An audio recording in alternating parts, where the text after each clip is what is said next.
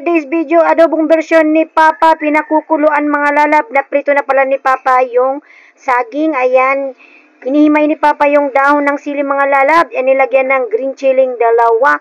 Nilagyan ni Bebe ng paminta kasama yung kanyang kamay mga lalabs. Ayan, nilagay na rin ni Papa yung pranito niyang saging mga lalab, saging from the farm. Ayan, ayan na mga lalab, oh.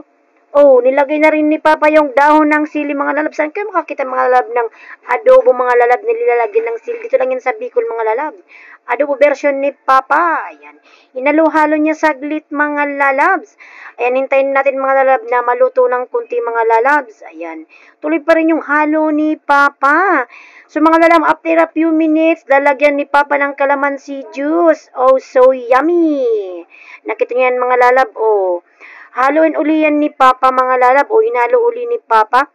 So, ayan na mga lalab. Luto na mga lalab yung ating adobo version ni Papa mga lalab with dahon ng sili. Ayan, let's eat. Thank you for watching. Bye-bye.